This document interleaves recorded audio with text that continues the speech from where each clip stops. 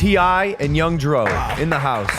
I don't really care for it that much. Social media. Yeah, I don't want to talk to people. Well, welcome to our podcast. Right on, yeah. Kendrick is going to perform Not Like Us at the Super Bowl. Whether you enjoy the art or whether you just enjoy some jamming and music, he brought all of it together. Do you think Drake would admit that? I love Biggie, man. I just didn't see as much of myself in Biggie as I did in people like LL. I did. Black and ugly as ever. Yeah, man. I was always a good-looking guy, man. People told me that you were not f***ing around when you talked about the shit that you were doing back in the day. Well, I don't want to get into You can if you say allegedly. Nah, man. For some years now, there's been Stalker. I opened up my restaurant, Trap City Cafe. She ended up working, get in the kitchen. Oh, shit. And one time on this podcast, I think the verbiage I used was, I can't help but feel this like feeling of like impending doom. And then, nothing happened. I don't. Still early though. You know? By the way, it's...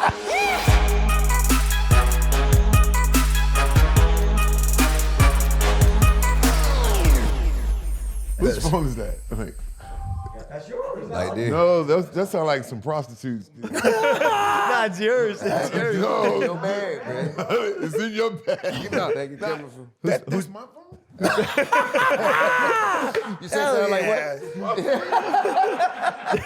Yo. Damn. Why do I feel like Dro's the me of their friendship? It's because that's something that I would do. A flip phone. A flip phone. Yo. This is crazy. How many flip phones do you have, bro? What right off the bat? What's the rationale for the flip phones? My addiction to social media. Hell yeah, Respect. dude. So me and my girl have been talking about this. She wants me to do the same thing.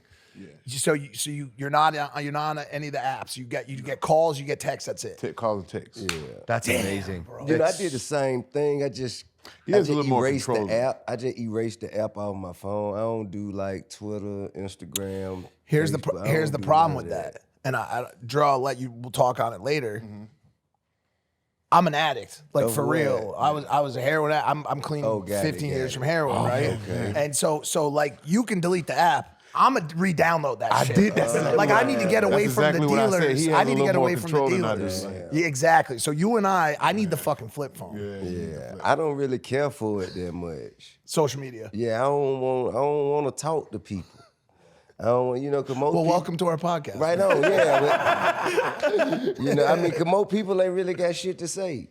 They don't know that, and they feel it's rude of you to share with them that you ain't really saying shit. You know what I'm saying? I hear you, your mouth moving and the word coming out, but bro, you are adding no value to this discussion. And so I just rather, man, just stay to myself and speak to the people that I come in proximity with, because then I can value. You remember the time where we could actually choose who we wanted to talk to? You know what I'm saying? When you see a person walking down the street, back in the 90s or before social media, you could see a person walking down the street and, they'd be talking to themselves, oh, fuck this shit. And you'd be like, whoa, I don't need to be speaking to them. I'm going to just choose to walk past them. I don't have to say anything. Now, that person has access to you. You know what I'm saying? Yeah. Whether you want to talk to them or not.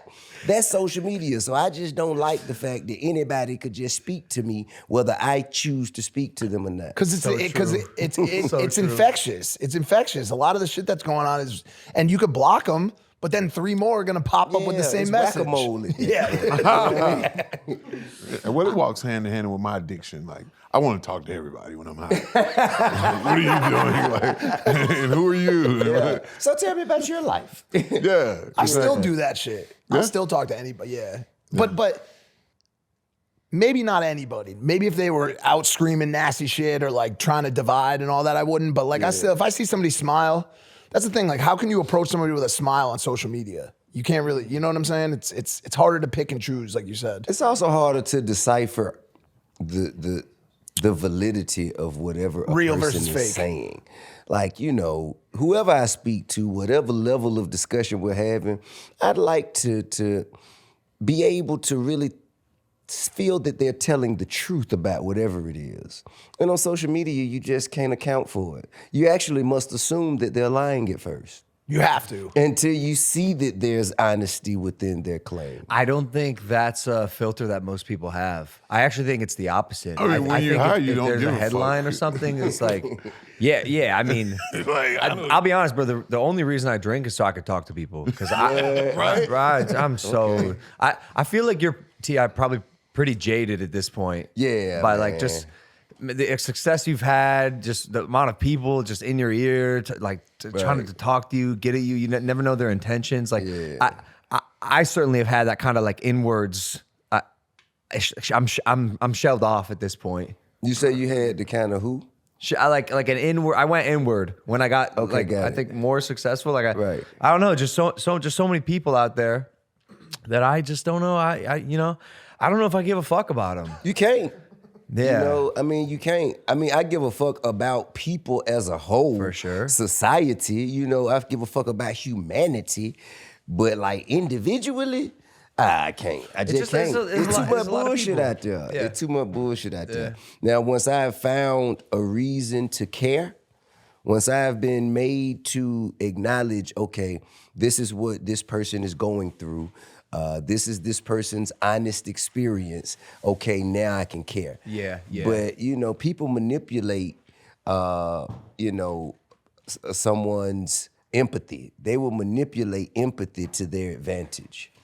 And everything's so hard to, like you said, to understand like what's real and fake. And it used to be back in the day, everybody has a right to their opinion, right? Yeah, But sure. now everybody feels like you're obligated to care about their opinion. Right. Does that make sense? Yeah, you just like they have a right to their opinion, I have a right to ignore their opinion. Yeah.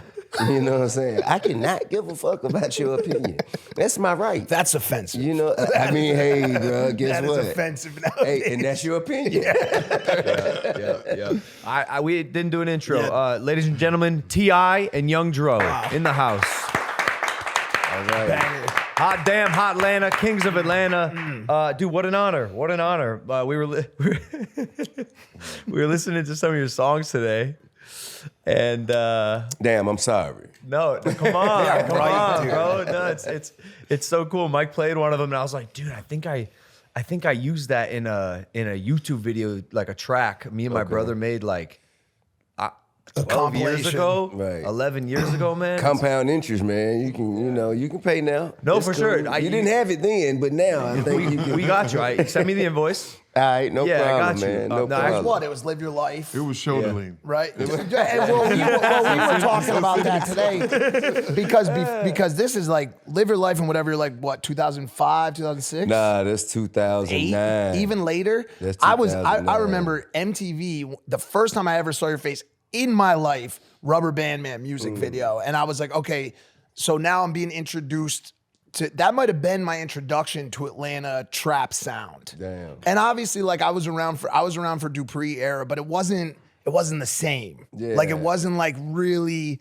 that type of feel, right? And me and Dylan were talking about Shoulder Lean as well, which is also a fucking certified classic. So to have both of you guys here, it's for me, it's like a full circle, a real full circle moment, which is cool. It's an honor to be here, bro. You know, I mean, when I say it's an honor, I mean I'm honored that you guys, because you could have invited anybody here. You know what I'm saying? You kind of have, I guess, you could run the gambit of rappers, successful, significant. You know, and you guys chose to have us here, so we appreciate that. I was always told by people outside of the rap world, people that I've talked to from Atlanta, that you are the actual king of Atlanta. Like Well, I'm the king of the South, you know. I mean, I would say Gucci Man is the king of Atlanta, you know. What Okay, I'm saying? okay. I'm more like the king of the overall southern, eastern region. yeah. You know, and parts of the Midwest, but mainly the southern. You think Gucci? I mean, you know, I lot of think people that would say I think that outside of, I'll go Future. you know, I think that Gucci is like the elder statesman that introduced the new He's era. grandfathered in. Yeah, you know what I'm saying? And I feel like even Gucci kind of, you know, ushered in some of Future's mixtapes and shit. Okay. You feel me? And I think that, you know, Gucci had a hand in kind of introducing a lot of acts and artists that are still significant right now here today. Totally can dig it. But I feel like Future is definitely, I think he's the quintessential example of what the city sound is right now. It's just crazy how many artists have come out of Atlanta. Like having watched like the early 2000s, late 90s, early 2000s New York sound, and then start to swap to Atlanta. You've had Gucci, you, Jeezy, which are like crazy, right? Thug. Now all the way up to like Cardi, and I want to talk about like that stuff a little bit. 21 bro, oh no, I'm leaving. I'm leaving dozens out. Like I mean, Killer, like, bro, it goes on forever. It's like I don't even know how you really like define, one king. But the thing I was bringing up about you is like people told me that you were surely not fucking around when you talked about the shit that you were doing back in the day. Well, I don't want to get into the whole lot of it. If you can't if you say allegedly, in my This opinion. motherfucker crazy, man. I don't want to talk about it. You know what I say? I'll say, man, by the grace of God, I've survived and evolved from, a lot of belligerence that has, I've came in contact with, and I've had to endure. And I came out the other side a better person, you know what I'm saying? I've learned life lessons, thanks to people like Dro and, other people that I've had an opportunity and a blessing to spend time around and learn from. And I made it through, you feel me? And on the other side of any kind of tragedy or on the other side of any kind of turmoil, there is like wisdom and there is, just a level of intelligence. You know what I'm saying? And if I had never gone through that, I don't think I could sit in the spot that I sit in today. Unfortunately, I do think like trauma yields. If you survive it, if you survive trauma, it can yield such positive results in your life. Like, but obviously, when you're going through whatever you're going through, it's hard to be at rock bottom or even just a rut and look around and be like, where is that light at the end of the tunnel? That's tough sometimes. Man, when you go through it so much, when you've gone through it enough, it kind of feels like home. You know what I'm saying? I feel you. It feels like home. That spot doesn't scare me anymore. When I'm going through the fire, man, I'm like, man, okay, this is a comfortable place. Yeah. That's scary. I mean, no, but it's true, and it's funny too because then you get into like the comfortable place after it, and you're like, this does not feel right. Yeah, this when everything's going well. Yeah, isn't that crazy? Yo, that's something, and I'm sure you relate to that too. Like when I got clean, got felonies expunged, like became a voter, all that shit. Every day you're just waiting for the other shoot. When is this dream gonna end? Yeah. You know what I'm saying? And that's you almost do really get used to the chaos, right? Yeah, that's the real shit. I kind of found myself like still waiting for bad things to happen. For sure. Bro. And not knowing that I had endured a lot of bad things. I'm still waiting. You know what I'm saying? Like, So check this out. I have I really believe in manifesting a prayer, whatever you want to call it, just vocalizing desires and thoughts. And so I'm really particular about like what I say or try to be. And one time on this podcast, I like maybe like 5 years ago, I had the audacity to say, because I was really feeling this at the time, what we're talking about. I said, man, I think the verbiage I used was I can't help but feel this like feeling of like impending doom, is because I really thought like it was all gonna come crashing down. I even like vocalized it, which was like against my intuition. And then nothing happened. Well, praise God. Nothing happened. Thank God. So praise God, and I'm still like thankful nothing happened. And I don't early though. By the way, it's 2:30. And also, no, but I say that because like, it didn't happen. It didn't happen. My mind was playing tricks on me. That's true. Hey, look, so I heard something, and I've taken it as truth. They say that the devil can't hear your thoughts in your head, only the things that come out your mouth. You know what I mean? That's super That's powerful. crazy. So And thank God for that too. I try to keep all mine inside. You know, if I think something negative, I won't say it. You feel me? Yeah, fair. You know, I try to just speak positively because it's enough people out there speaking negative. Yeah. You know, they don't need no help. 100%. They got enough people out there speaking negatively, talking about impending doom. You know what I'm saying? I don't need to help them with that. Well, I agree with that. That's a good one. That's a really strong point for a lot of people out there too that struggle with their mind, because I'm one of those people, and I could fall into the the track of like racing thoughts and shit like that. And I did a retreat in Nashville recently. I went there for 4 days, and turned my phone off, got locked in with somebody, and really talked about trauma, talked about shit that I've been facing for a long time. And we're in this session, and we're in this group, and this lady brings up this question for the group: what are thoughts? Like, when you really think about it, like, what are they? Are they, like, truthfully, like, I'll ask you because you like to think about that more scientific stuff, but what are they? Random synapses? Yeah. Like, what's the physical manifestation, like, rationale behind activity. Yeah, just brain I activity. think Brain it's activity. past experiences though. It's brain, but it's activated by way of brain activity. The things that trigger your Neurons, brain. right? All that neurotransmitters. So we had so much trouble explaining it, and finally came to that answer. And she was like, what they are is, a good way to think about them is just like clouds passing by. And you'll look at a cloud, you'll see a shape up there, you'll look at it for a second, but at the end of the day, it's just gonna move on. That's right. It's what you actually choose to bring forth out of your mouth or in actions in your world, in your life, that you need to focus on. That's super important, because people, man, you can get stuck in your head for This is true. forever.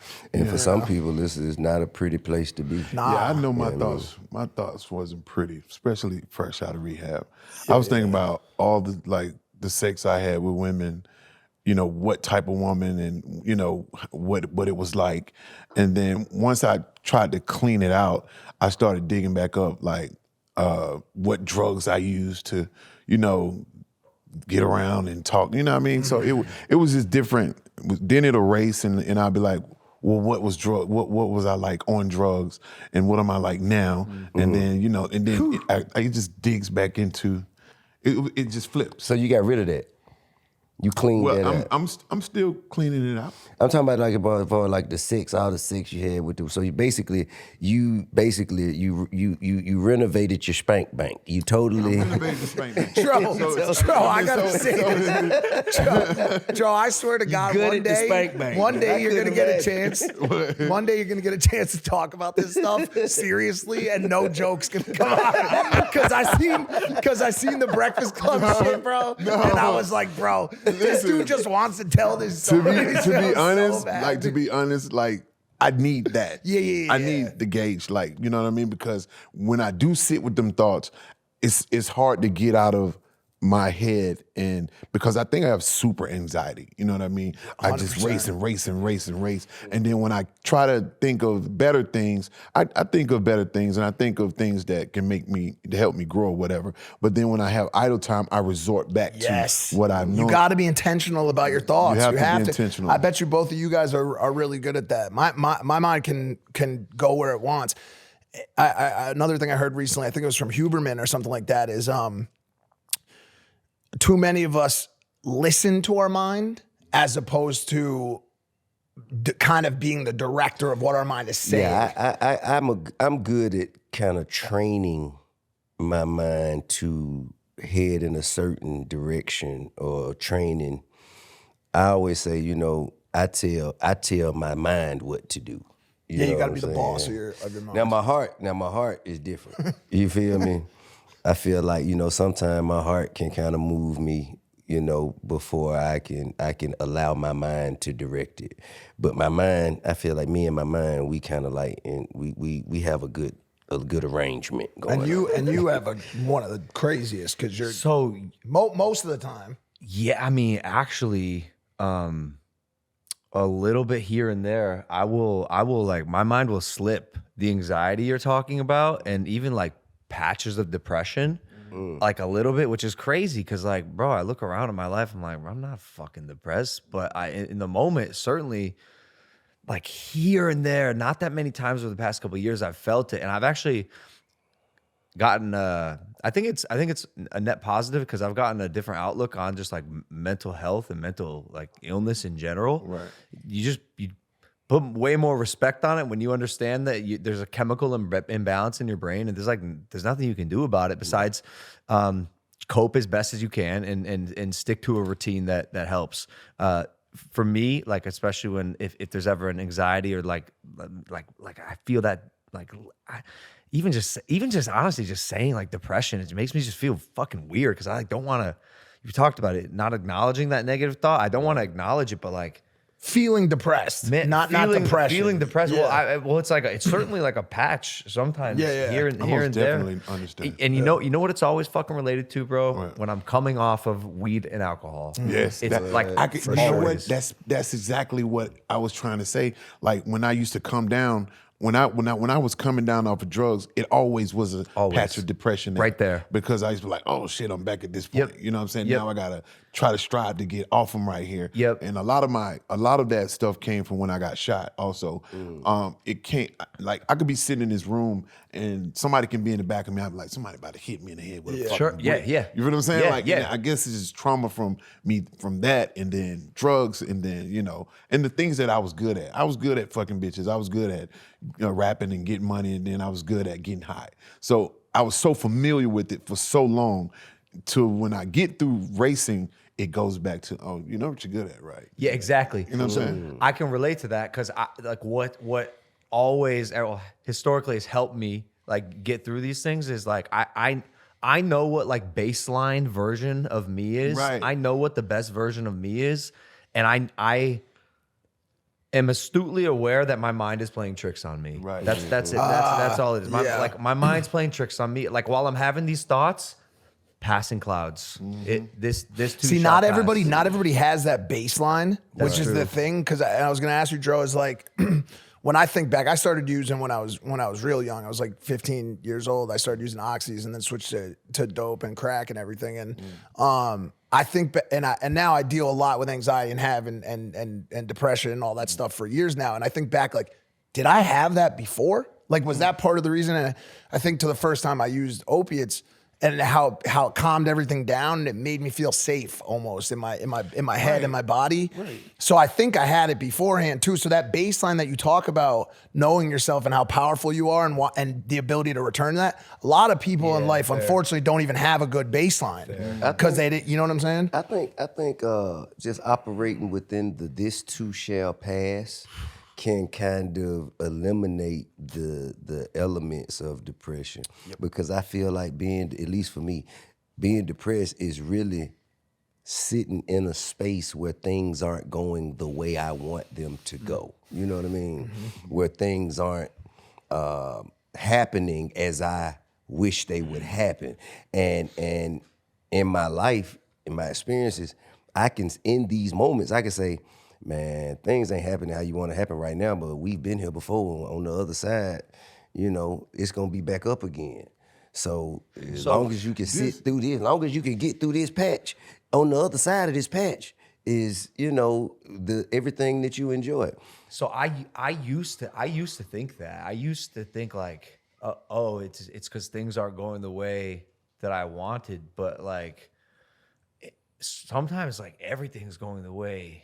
And for me, historically, like everything was going fantastic. That's where my depression came from. And then it hits, and I'm like, what the fuck is going on? Like, this ain't normal. That's how I know my mind is playing. Could just be like one breakdown in thought. Like the imagination that things are so good and they might go away, or there's one aspect of your life but your point is the overarching, most important point of all things in life, whether you're depressed, anxious, whatever, this too shall pass. It applies to every good thing, every bad thing. It is the most important thing ever. This too shall pass sound like some genius shit compared to a one-track mind person though. Right? Like, but this is gonna pass. Like, what, nigga? This nothing ever passes. I feel that. If you think one way, like you're not trying to. But anybody, you're not trying to conquer the problem. It's almost like you waddle in it. You know what I mean? When you thinking, when a one track person, mind person, try to think about something, he's waddling in it. He's not saying, "Oh, this is gonna pass." You know what I'm This saying? shit ain't passing 22 years. You know what I'm saying? Like, and then he go back to the drugs. And when you was talking about the drugs, I had a thought about drugs one time. Like, if I wasn't on drugs, I don't know what the fuck I would have probably done to myself or with myself. You feel what I'm saying? And it's almost crazy to say, but like without drugs, I probably would have jumped off a fucking building. Maybe. You know what I'm saying? If I didn't have anything to pad what I was going through. You know what I mean? I feel like it also is associated to people looking to themselves and themselves only for all the answers. And like, you know, you got to believe in something greater than yourself, you know, because we're imperfect. You feel what I'm saying? We don't have all the answers. And when we hit certain patches, me being able to say, I know God got me. You know, God gonna always pull me to the other side. If I gotta depend on myself to pull me through the other side, I probably don't see how that can happen. But that's the problem with society now. I think we just kick God out the house. We kick God out the school. We kick God out the house. I think he's making a resurgence. Yeah, it's coming back. It's coming back. Oh, every knee shall bow. But I think that when people got that, every knee shall bend, every head shall bow. He gave the short. How you gonna get out? Get to the point. But when you kick him out, you have, you know, who are you going to go to? That's real. You know what I mean? So and once we get him back in there and then get people to knowing those famous lines, this too shall pass, and you know, going and searching for a higher level of, you know, this is bigger than me. You feel what I'm saying? Then you can take your situation and say, it's way bigger than me than just to heal myself. Me and you can heal each other. We can speak about it, and somebody can pick it up from looking. You know, when two or more gathered in His name, He is present. Right. I can dig it. Yeah. I feel like a lot of people maybe are afraid to be vocal about what they're going through, though, or even just reach out. What is fear? Yeah. You know, judgment, fear of judgment. I mean, but I feel like at the end of the day, you know, fear exists in a lack of faith. You feel me? And like you say, if you kick God out, then ain't nothing there but, you know, but evil. You feel me? And fear exists in the lack of community too. You know, I think like as we continue to divide and silo and become more this and less this, we feel less likely to reach out to somebody and be like, yo, I'm having a heart. You know what I'm saying? Like, dude, having that group of friends, or even always on this show, and ever since I've been online, and I know so many other people have done it too, I've tried to talk about this type of stuff openly to make other people feel like it's okay to do the same. Right. I'm very, you know, vocal about my addictions, about my mental issues. You know what I'm saying? Because I want other strength. For sure. Yeah, for sure. For sure. But you know why most people are afraid to do these things? Because a lot of people make fun of people while, you know, when they decide to be vulnerable. Yep. You feel me? Yep. Probably not by even on purpose. It's a funny subject. You know what I'm saying? That's a reflection of how people feel about themselves. 1000%. I agree. It's weak people are making fun of other people's problems. Like, dude, when you go, like you brought up social media before and like other people's opinions, like when I see somebody clowning somebody or trolling somebody on social media, I don't even think for a second about the person they're trolling or clowning on. I'm just looking directly at the person who made the statement. Right. Yo, you're calling some girl a whore, you're calling some girl fat, whatever. I'm looking right at you. Right. Don't even see the other person. Don't give a fuck about the other person. I don't care who you're calling that name. I'm looking at you because the only reason you're doing that is because you think you're ugly, you think you're fat, you think you're too poor, too broke, unlikable, whatever. Because you never see these people that we see in the rooms, that we see on the trips, that we see on the jets, on the planes, on the businesses doing that. They're not talking like that. Right. They're not. The people we're around aren't doing it. We don't have time. We don't have time. And we don't care enough. You know what I'm saying? Like, our lives are so full with actions and activities. We don't have time to focus on what the fuck is going on outside of this room right now. Yeah. You know, I'm gonna share for just a second. So for some years now, there's been like, I guess, I don't really know how to describe it. I guess a stalker I guess it would be considered a stalker. They present themselves as a girl, but I don't know if it's a girl or a guy or what.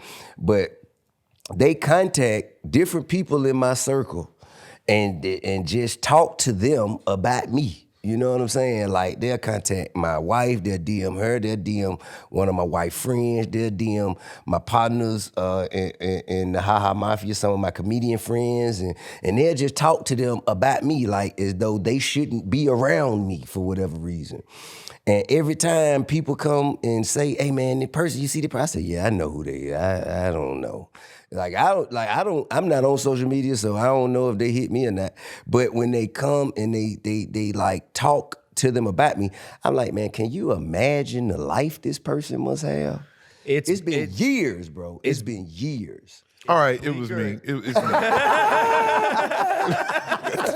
That's Today I'm gonna tell you. friend, bro. That's a good friend. Right there. That's just a guy looking out for you. Yeah, but I mean, just imagine the life that person have, bro. Like, man, you know, that shit must be sad, empty, lonely, and I just can't imagine. I don't even see the words that they saying because this shit be fake, this shit be false that they be saying, but just think about their life. All they got to do is first of all, hide their identity. They create some fake identity and they present themselves, and then they tell lies, and only probably to just take their mind off of whatever going on in their life. Yeah, that's mental health at its Yeah, finest. some of them it's not like the same as the people online that are trolls and stuff. Some of them it's like you got schizophrenia, you got bipolar disorder and stuff like that. Because we've had, I mean, dude, I've never talked about it before, but I have one that was like popping over the fence at like, 3 I've had one of them too. Yeah. And like would come and just We got a couple fence I pops. had one that named they kid after me, a junior, and showed up and said it was my kid. Oh, that's crazy. The last Yeah. one. At first it was cool. You had us in the first half. No, showed up, said it was my kid. Wait, hold on. Was it? No, hell no. I never saw this person. And now, mind you, so I guess, I don't really call the police and stuff like that on people. Like, I just leave and I ain't dealing with it. I think my mom, like she started going to my mama's house. My mama called the police on her. And so I don't know if she got them end up having some time. So long story short, I opened up my restaurant, Trap City Cafe. She showed up at Trap City. Damn. Not as a patron, she ended up working, getting in the kitchen. Oh, shit. I say, hey, who hired this person? Oh, shit. And she just walking past me. Hi. I'm like, oh, yo, this is not cool. Oh, damn. She's hoping number 2 could be with you. Yeah, I'm telling you. But I mean, so I have things like that and other stuff like that I've endured and experienced, and that's in absence that's absent the presence of God. Because to God should be the glory. I'm not an idol. That makes me uncomfortable. You know what I'm saying? For somebody to look at me and hold me in that much of a high regard, that makes me uncomfortable because She wants to have a baby by the king. Nah, man.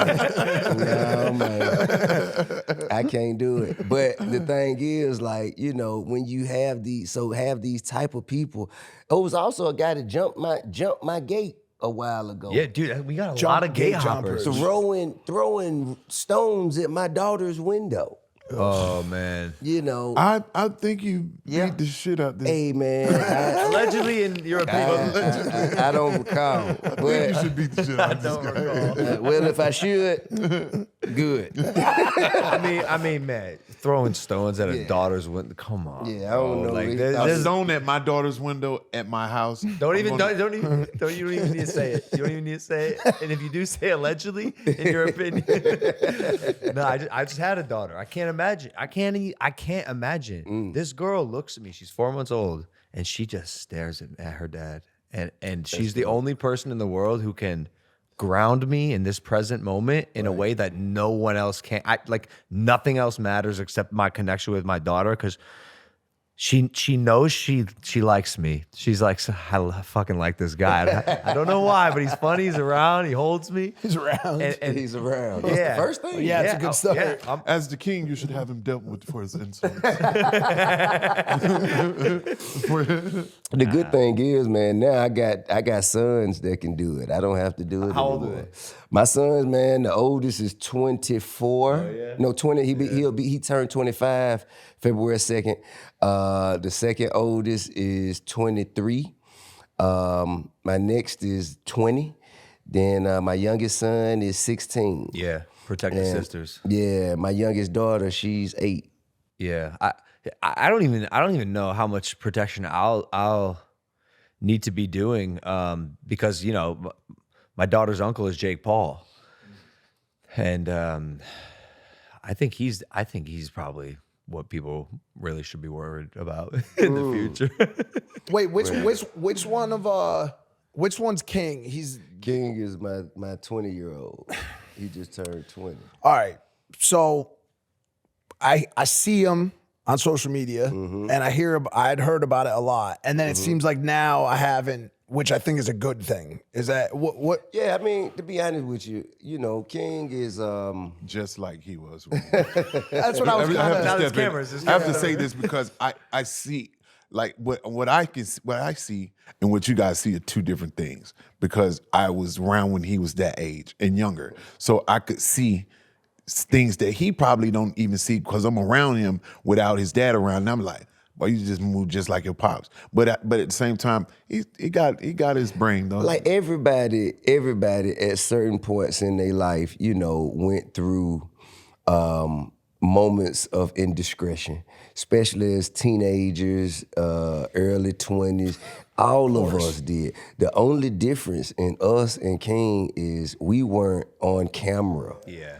Every moment, and it wasn't documented and you know and posted to be, you know, brought up and put in our faces every step of the way.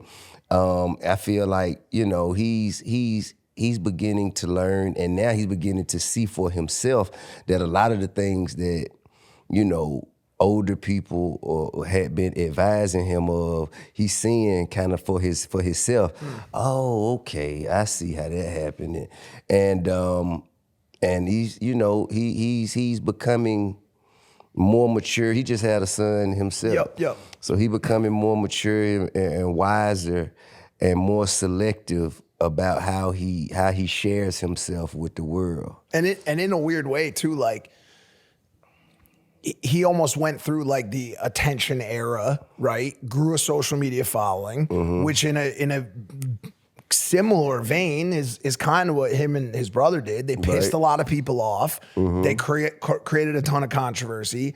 Walked out of it on the other side with millions of followers. He's got, I don't know, probably close to 1 million on Instagram now, Sure, right? I think he lost the page and had to start over. It started over. But regardless, like now, you know, if you survive that time, like in the public eye, like survive the sentiment, you can come out on the other side, start making better decisions, and then corral that audience in a positive way. Because you're growing up together. Yeah. Because at first you have the audience that's following you because they support the mayhem. Yep. You know what I'm saying? Because they're in a period of mayhem themselves. Yep.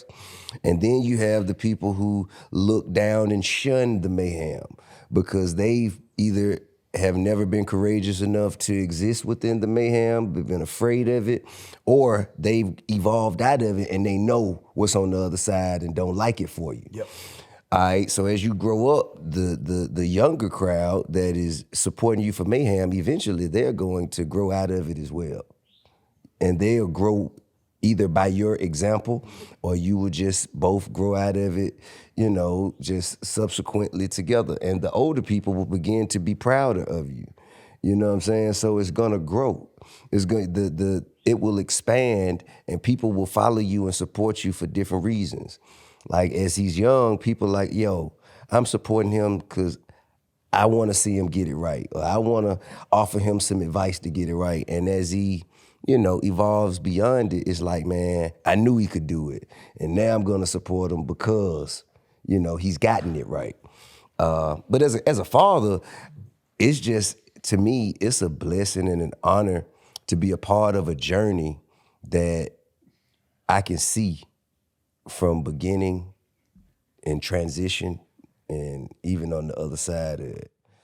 I haven't made it to the other side yet, you know what I'm saying? But I can see it. I can see the light. But I think at like the end of the tunnel. I think like the whole time, like everybody was watching it through the lens of, because I remember when a lot of it was going down, and it was, you know, there were so many different storylines, and like, was he trying to be like Pops? Was he, you know, trying to do, like, what was he trying to do exactly? But everybody was always focused on like, what does T.I. think of this? You know what I'm saying? Like, what is his response to this shit? And like, was there ever any moments where like you just, yeah, several. There were several moments. I think, but okay. All right, so what I had to acknowledge and hold myself accountable for was the person that I am now, giving him the advice that I'm giving him today is not the person that I've always been. You know, like there were moments in time where he has seen me respond instinctively in certain environments that may have stuck with him even more than my advice would.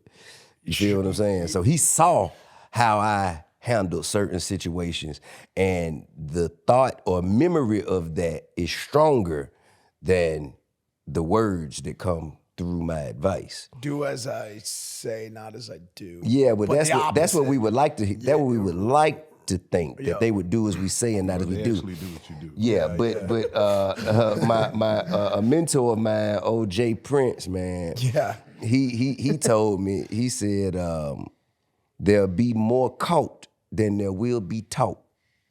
You know what I'm saying?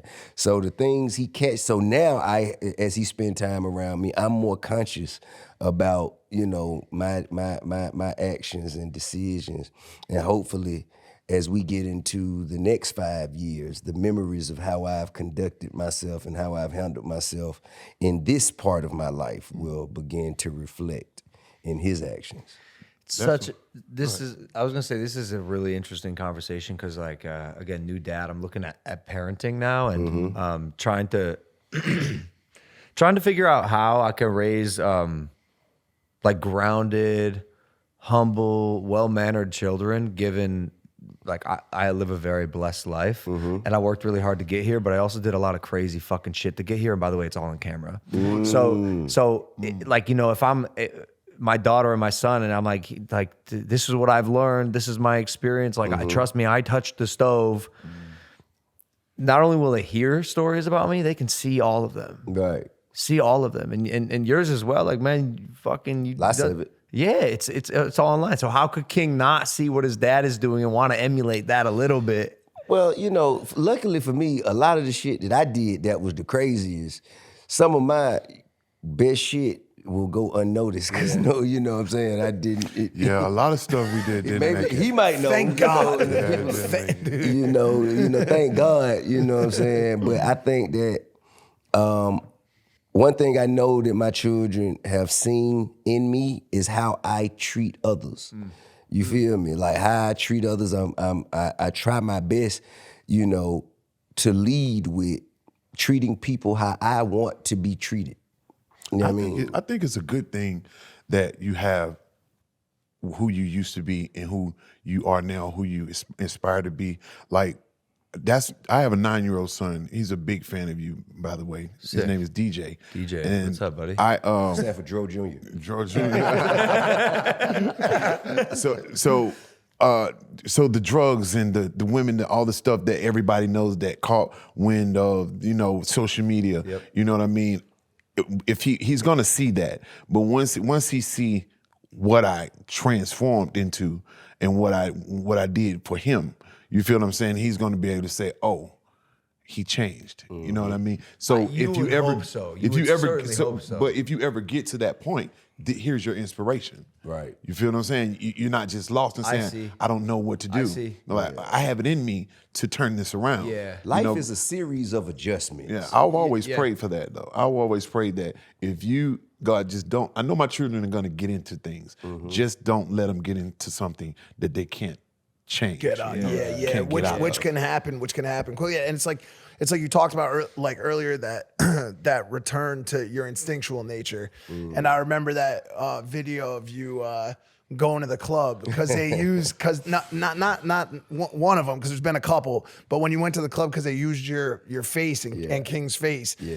And that's when I really knew too. I was like, damn, this dude really still is who they say he is in Atlanta, because I don't know if you saw this, but they used him and King's face on a flyer to try to promote the party, and he went there and just basically said, yo, like, this party's not happening, and like they had to listen to him type shit. You know what I'm saying? I mean, but like, bruh, hey man, again, I treat people how I want to be treated. Yeah. And I wouldn't try to benefit off of nobody else's, especially a family moment, you know, because what they're doing was something went viral.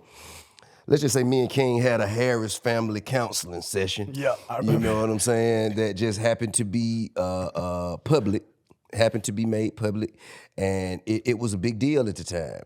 And that week, while it was a big deal, somebody was trying to, you know, they were trying to profit off of that, you know, that virality. I wouldn't do that to anybody, so I don't want nobody doing it to me. And so I'm gonna push my line. You know what I mean? But you don't have like, you know, Markowitz and Johnson law firm make a phone call. Like you get a call, someone says, yo, this is happening in Buckhead, wherever, right? And you're just pulling up. Yeah. Yeah. I mean, That actually happened. that's the attention it deserves. Yeah, you know what I'm saying? You violate a man's family, I feel like that's the attention it deserves. But at the same time, even when I went, you know what I'm saying? I spoke to people, I used my words. I didn't necessarily do as much as, you know, my instincts would have traditionally led me to do. I think that was kind, though. That's being kind is like, I'm not gonna let you run over me, but I get what you did. But there are boundaries. There are There's a boundaries. limit. You know what I'm saying? And we are capable. Try that again and bow. We are capable now. You know, it could go. There's another way it could go. And I feel, and another thing, I also, the reason that the first part of both of our lives, or should I say all of our lives, the first part, the reason why that's so valuable, because people will never appreciate your peace until they see how much hell you can raise. You know what I mean? If you just been peaceful all your life, you know, it's like, you know what I'm saying? Yeah. When a motherfucker see that you can raise hell, they're like, but hey, leave him alone. Let him stay cool. You know what I'm saying? So it's, you know, there's value in, you know, the misspent years of our youth. That's funny. I can relate to that even with my girlfriend right now too. Like she knows the hellish person I was with girls prior to her. Right. Like when I'm not in a relationship, like I am who I am. But so now she gives me a shit ton of credit because she sees how I act now that I'm with her. You know what I'm saying? So that's a really good point. That's dope. Yeah, she knows how big of a pivot that was for me to be in a committed relationship. We have not talked about hip hop barely. Okay. Born in Atlanta, King of the South. Did you always want to be a rapper? Talk to me about the early inspirations. Who? Always. Early inspirations. Tupac, OutKast,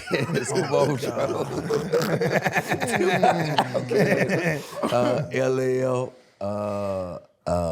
Dr. Dre, IQ, NWA, Snoop. Oh shit! You know what I just realized? What's up? Not one New York rapper on that. Whole No, list. on mine is Raekwon, the purple tape. Raekwon, yeah, purple but I tape. said LL. I said LL. Oh yeah, facts. That's true. Yeah, I That's true. said But I LL. just think about it. I too. love Biggie, man. I just didn't see as much of myself in Biggie as I did in people like LL. I did.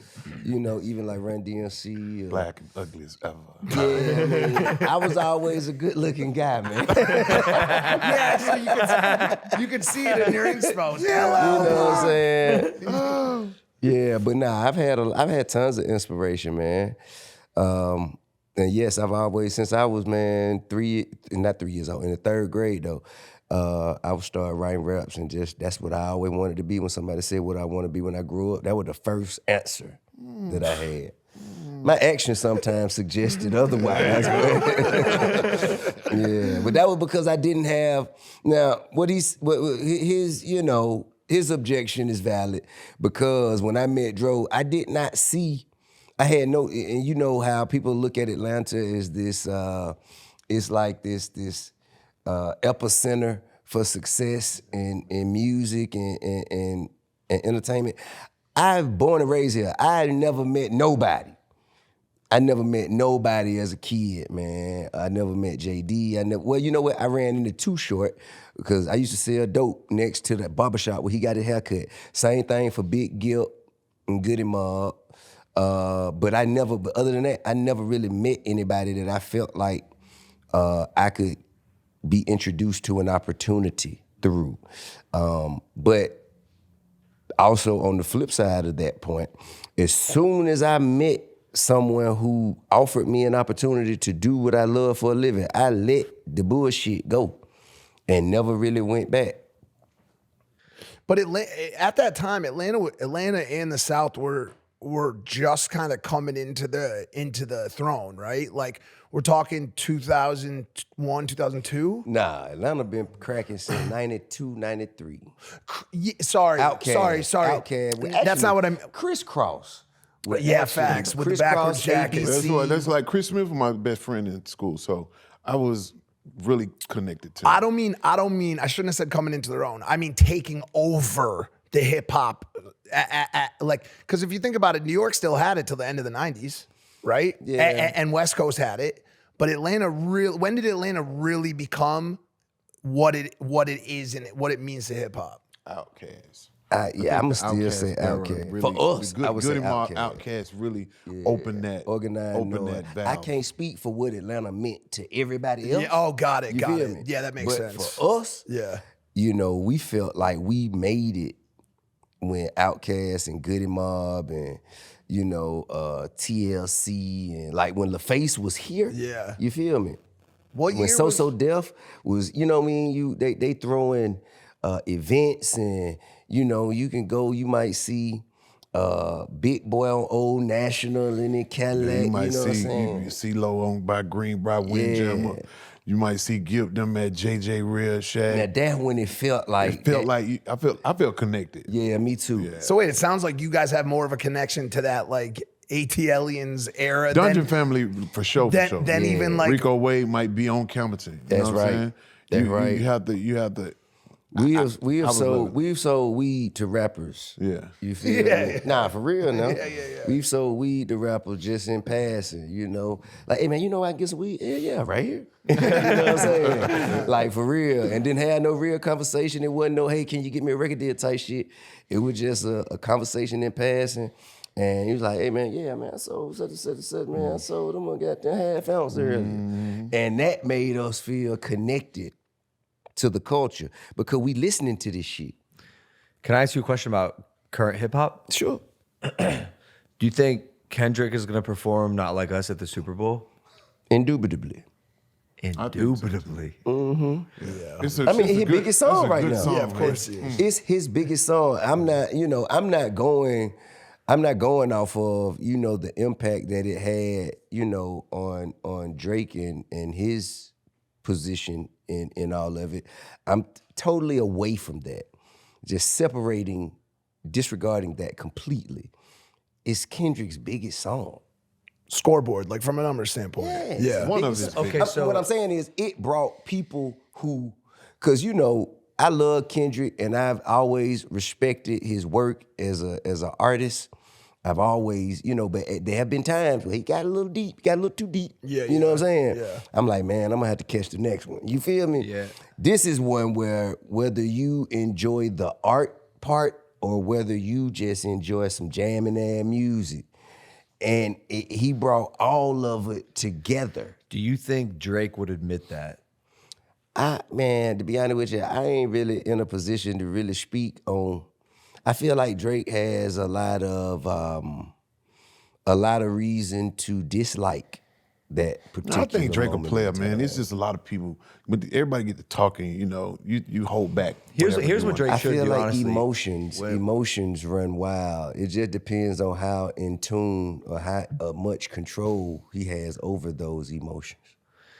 Yeah, I think the situation is I mean that their beef is crazy, and then Is it really beef though? what are you saying? I tend to reserve my right to not comment because I don't know how it started. I don't know all the details that have existed.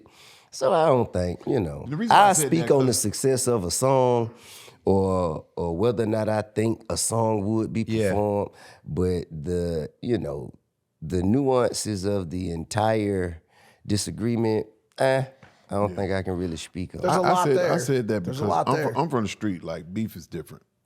Okay. Is it really beef? Yeah. Oh well, didn't Drake's house like get See what I'm proper saying? shot When you at? start getting all that type of shit, I say I want to reserve my right. To T.I.'s Wanna point, like reserve there's my other right. people involved. But I think like listen, like you're Drake, like you see the scoreboard. He knows the score, right? The overall score, not the 1 year score, right? He's Like been in the other position as well, though. Like to the point where he won a battle or something. if you're Mike Tyson and you're one of the greatest boxers of all time, or whoever you want to use, if somebody hits you hard, you respect the shot. You'd be like, you turn, you might look at him and say, you know what, you got me. Again, That's what I would think. That depends on where they are with their Yeah, emotions.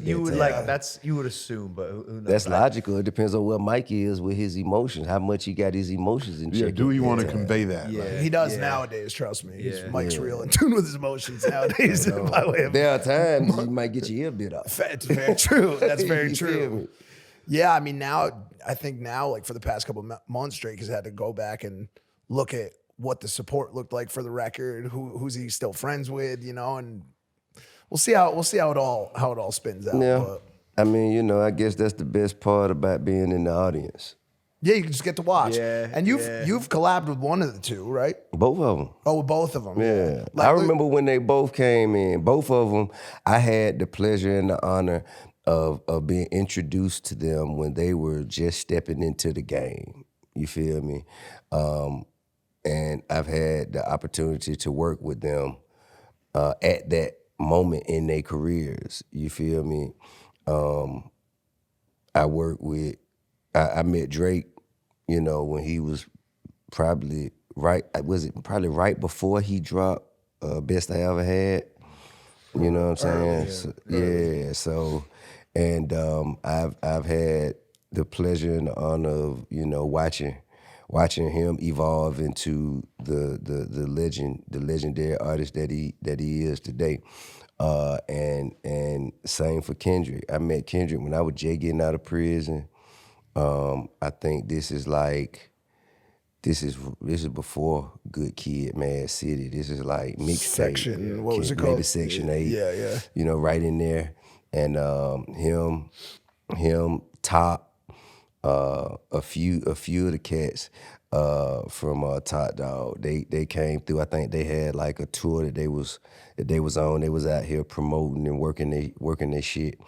And they came to Tree Sound, which is where I was recording. And he sat me down and let me hear, a few songs from Good Kid, Mad City. And I knew then, I was like, youngster, he valid. He's very valid. Still his I best. Still his think best both. album, I think both of You them are think dope. that's still the best I love that album. I love that album. I think, damn. Yeah, That's what I'm saying. yeah, he has think a lot of big records. I've never had the pleasure of working with now one of those guys, but I have heard Drake shout me out in like 3 songs. Say my name. now. And then I heard Kendrick give me a nod in one of his songs. Right. You know what I mean? They know So what's up. I just want to say this. You don't have to shout me out. We can actually do music. It's crazy. Bro, I'm getting a few of these.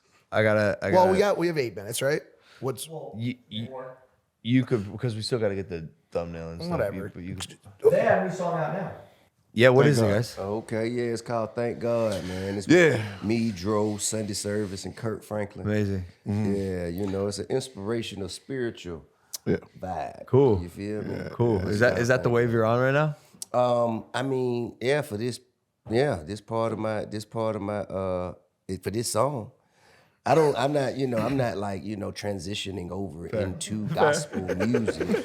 But this song it spoke to me, and it came together by the grace of God, and I felt that it was powerful enough for me to give the attention, the time, and the talent to it that would get it to where it is, and give it a fair shot.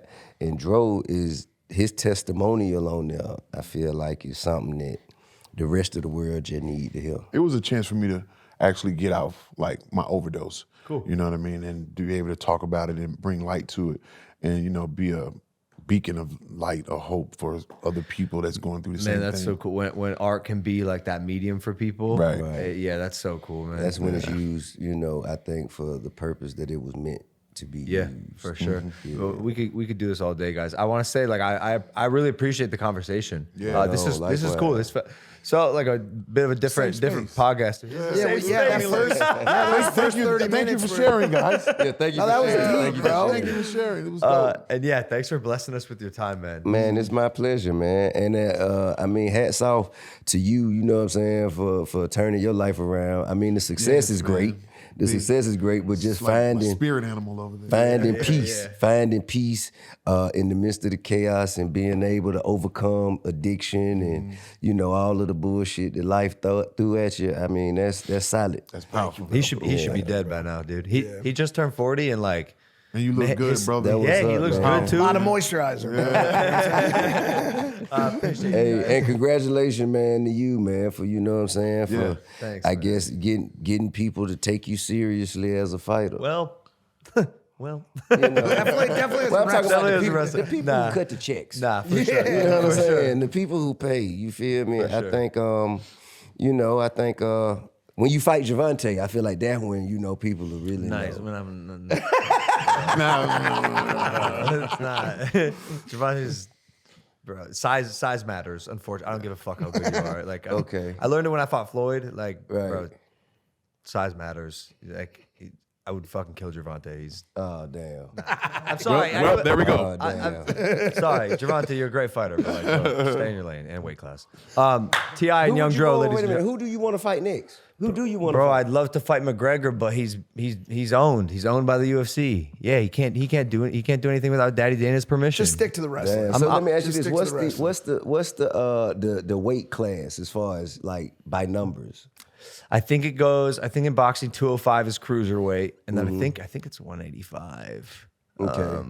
There's a pretty significant difference. So you need somebody to be from 185. you can make to it up. You can 205. make up weight classes in these like exhibition type of bouts. Like it can be anything. So who's your favorite fighter? Like who you respect right now? I mean, shit. I'm a big MMA fan. Okay.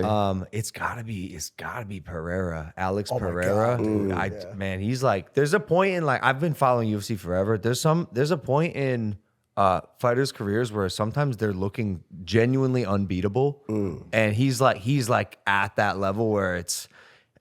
I think he could become the first 3-division champion in history, which is fucking crazy. Right. Like, there's been a couple, like, small amount of 2-division champions, 2 weight classes. Bro, that's like a 40-pound difference. You're that good, and I think he could do it. Now I don't know much about UFC. How does he compare to Jones? That's that fight, Pereira versus Jones, Yeah. as a heavyweight fight would Insane. be insane. That's Jones who I is the look GOAT. to. He's like He's the to GOAT. me, He's the greatest. He's the the GOAT. greatest. Undeniably He's the the GOAT. But that fight, I have no idea. And in boxing, my favorite in boxing right now is Bud Crawford. Oh, bro, yeah, we come just on. had him on. Terrence is, he's so good, man. That's Skill wise, the homie. he's unmatched. And intellect, like he got a boxing intellect, Yeah. and he worked the way he worked. You could just tell he grew up. He said his mama used to send him to go fight kids. Yeah. You know what I'm saying? He's incredible. Like you grew up, your mama sending you to kick ass. That's crazy. I still have just a no good dude. idea of What You don't know? Don't worry about it. We're What you talking guys about We're gonna get you caught Off up. camera. Yeah, All right, we're cool. gonna All right, get you. cool. Before we go, guys, can I have you just look down the barrel of that camera right there? Yeah. The barrel is crazy. Yeah. Wait, did you say goodbye to everyone in the Oh, show? Yeah. Goodbye. In a minute, y'all. Love.